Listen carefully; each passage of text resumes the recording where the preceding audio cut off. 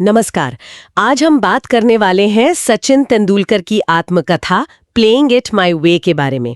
ये किताब सिर्फ एक क्रिकेट लेजेंड की कहानी नहीं है, बल्कि एक इंसान के असाधारण सफर की कहानी है। तो हमारा इरादा है कि इस किताब से कुछ खास बातें, कुछ दिलचस्प किस्से निकालें। चलिए शुरू करते हैं। किताब शुरू होती है सचिन के बचपन से। थोड़े शरारती थे, पर मुंबई के शिवाजी पार्क में घंटों पसीना बहाना रमाकांत आचरेकर सर के साथ। हाँ बिल्कुल, और यहीं से वो नींव पड़ी। उनके भाई अजीत का रोल भी बहुत अहम था, जिन्होंने उनकी प्रतिभा को पहचाना। सही। और किताब में ये बात साफ है कि ये सिर्फ नेचुरल टैलेंट की कहानी नहीं है।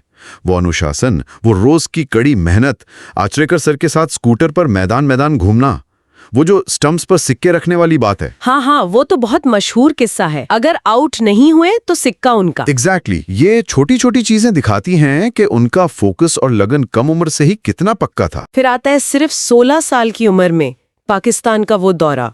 सोचिए जरा।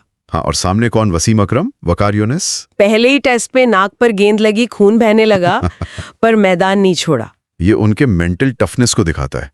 किताब में वो लिखते हैं कि दर्द से ज्यादा चिंता ये थी कि रिटायर हर्ट ना होना पड़े। ओह।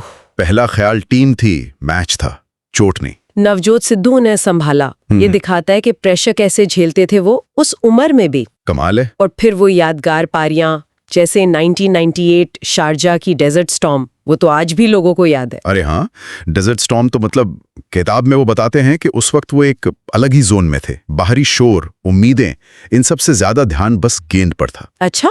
हाँ, वो अपनी तैयारी के बारे में भी लिखते हैं, कैसे वो बॉलर्स को विजुअलाइज करते थे।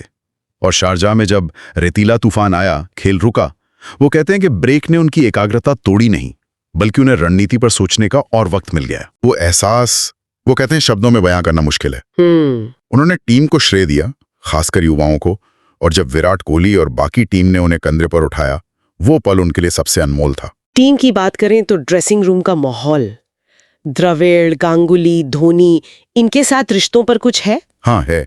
किताब में कई साथियों के साथ उनके तालमेल का जिक्र है।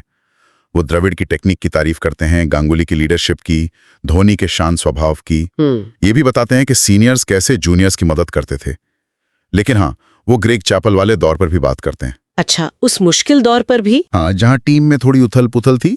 किताब यहाँ थोड़ी डिप्लोमेटिक लगती है, पर ये बताती है कि वो दौर टीम के लिए कितना मुश्किल था और उन्होंने पर्सनली कैसे डील किया। ये अच्छी बात है कि मुश्किल दौर का भी जिक्र है।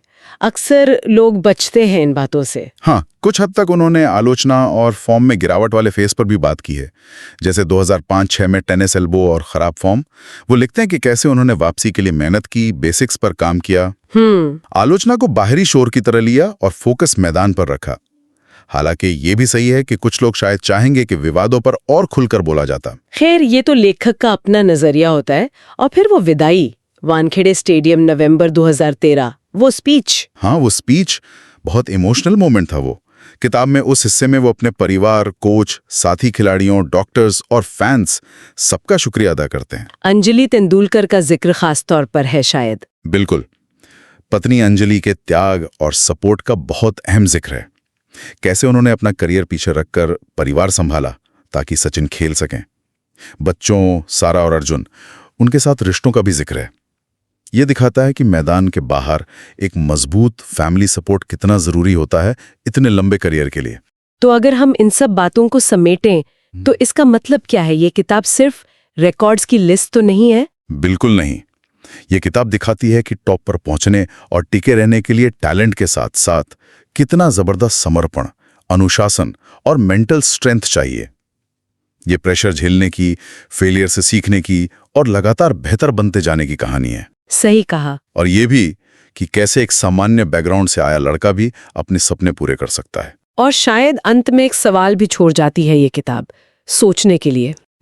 एक बड़ा सवाल ये उठता है कि जब कोई इंसान इतने सालों तक करोड़ों लोगों की उम्मीदों का बोझ उठाता है, तो वो अपनी पर्सनल एम्बिशन और बाहरी दबाव में बैलेंस कैसे बनाता है? और क्या किसी की महानता सिर्फ मैदान के आंकड़ों से तय होती है, या मैदान के बाहर का उसका व्यवहार, उसका चरित्र भी उतना ही मायने रखता है? ये सोचने वाली बात है। बिल्कुल। ये किताब इन सवालों पर सोचने के लिए एक अच्छा पॉइंट देती है।